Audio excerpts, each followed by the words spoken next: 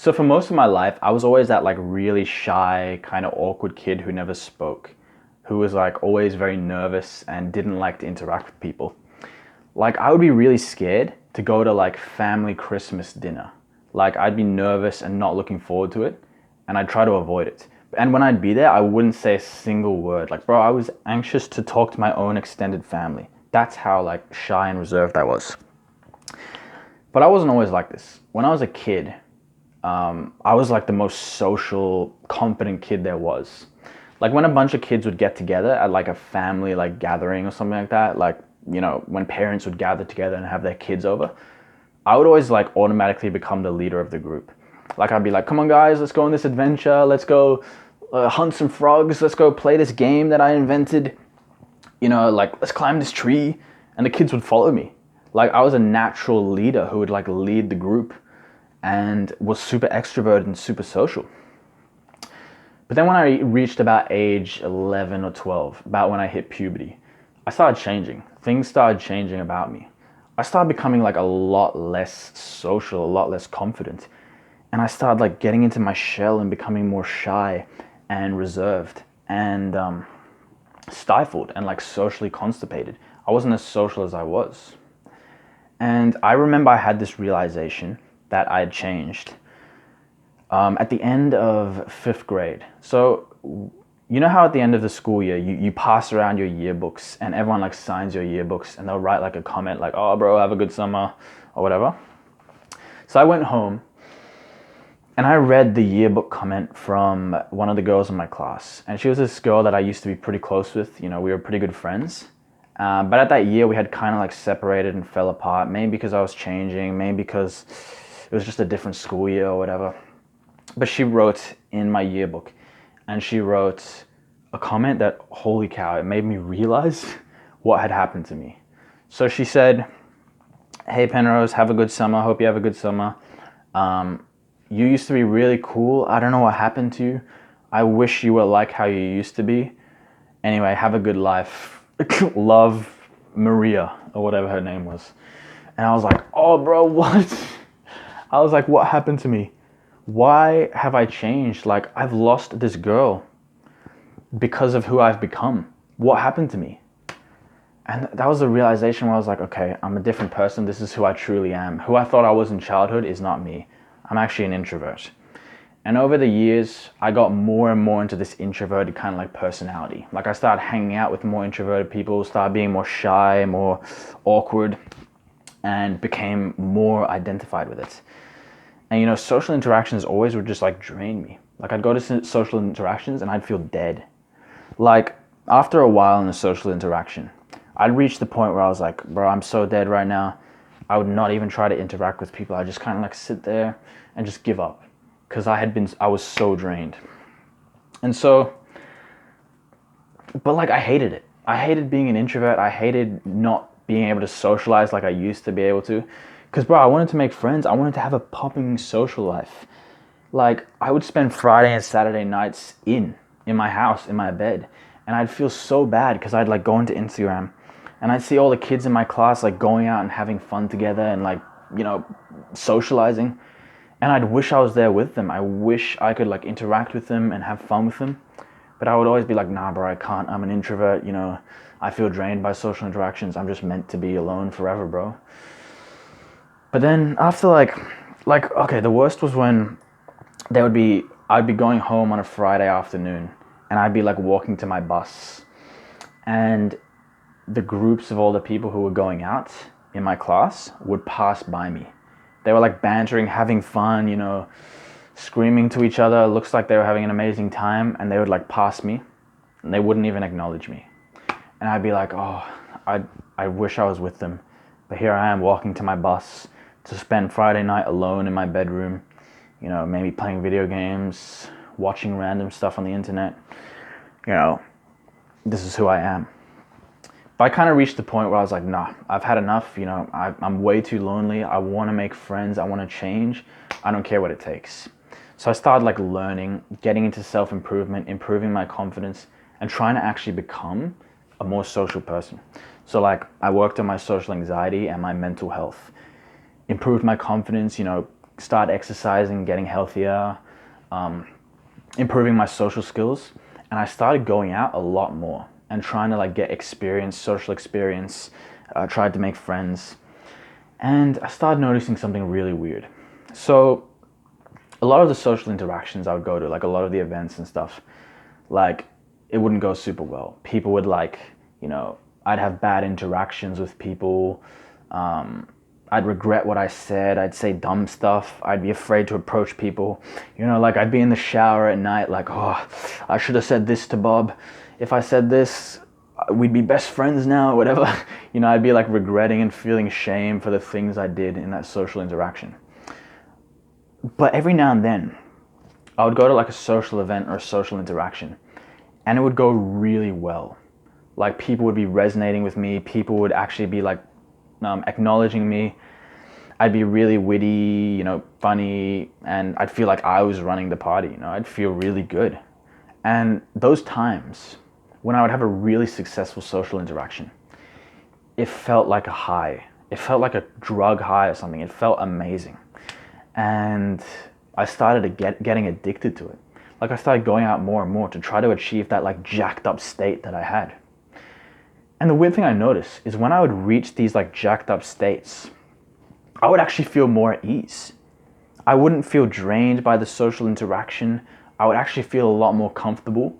It would feel a lot more natural. And I didn't resist. I didn't have so much like resistance and being so stifled when I tried to speak. I could just naturally speak and be myself. And it was exactly that. I started feeling like I was being myself for the first time in a long time. And so this is why I think that advice, just be yourself, is really bad advice. Because I think most of us don't know how to be ourselves. So let me explain. So the reason I realized that you feel so drained in social interactions is because you've got two voices in your head and they're like battling with each other. If there was one voice in your head, you wouldn't have your energy drained because you would just kind of let out that voice and you would just be your natural self. But when you've got these two voices in your head battling each other, that's when you feel drained because you're using all your energy to try to like choose between these two voices.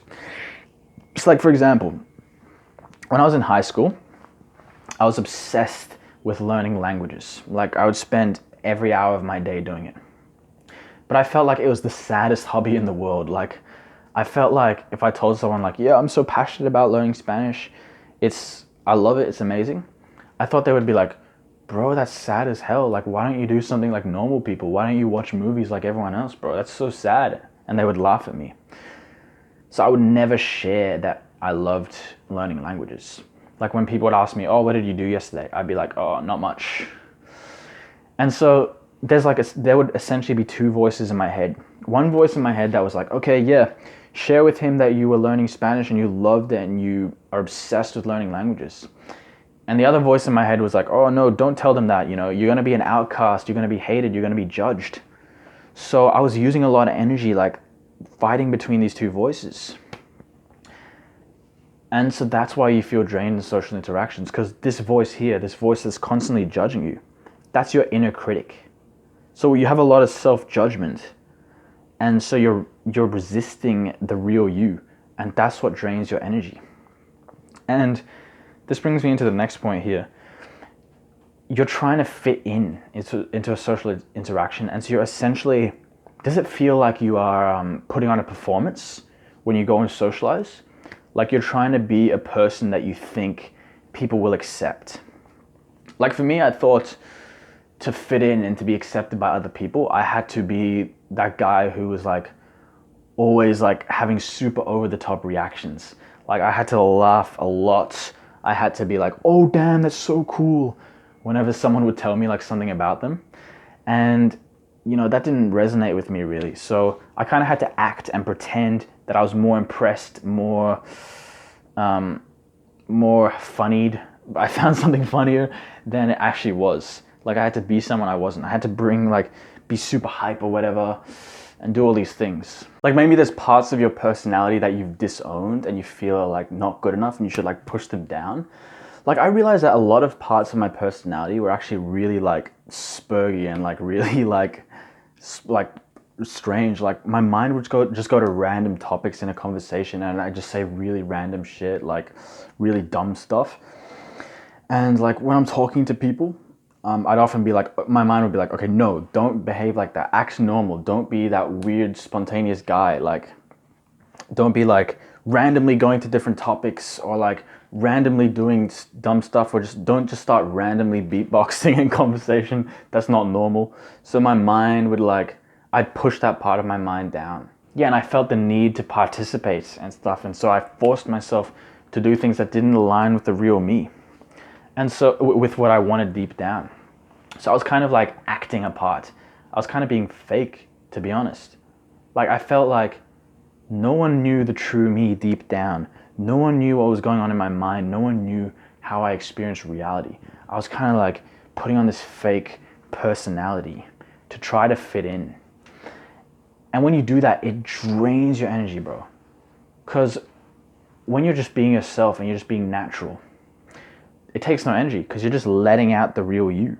Like maybe when you talk to your friends and you feel so much more comfortable, or you're talking to yourself, which is what I do all the time. You know, I'm crazy. I talk to myself. When you're doing that, you probably don't feel it drains your energy because it's much more natural. You can just kind of let it out. There's not this battle going on in your mind. It's when there's this battle going on that you feel drained. So actually, there's this part of you that you have seriously like suppressed from your childhood.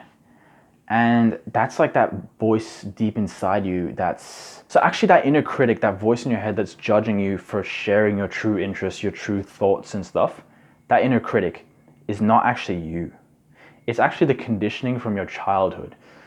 For example, I was always really afraid of sharing my emotions, any kind of emotion. Like if I was super excited about something, I would be like, oh yeah, I'm kind of looking forward to it.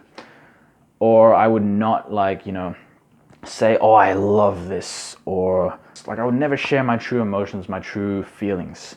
And so there was an inner critic stopping me from sharing those true emotions. And the reason I didn't share them could be because as a child, I would be bullied for like sharing my true feelings. Like I would express my true feelings and someone would like tease me or something. And so that would make me hide away and like push that part away from me. Like, no, they teased you for being super happy. Never do that again. Never do that again.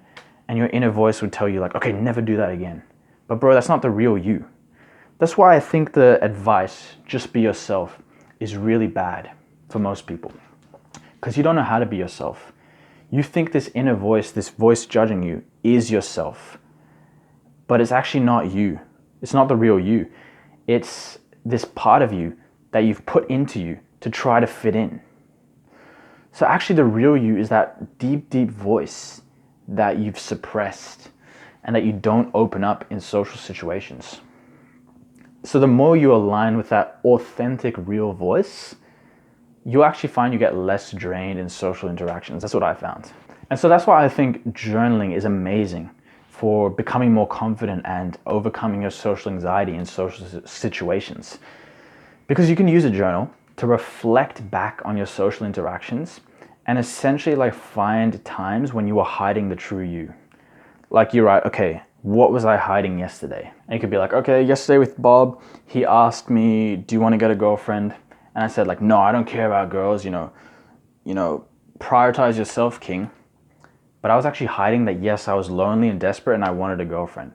So, okay, I'm hiding that part of me. Why? And you ask why you're hiding that part of you. Well, not why. You ask what you're hiding, and you try to argue that you shouldn't hide that part of you, if that makes sense.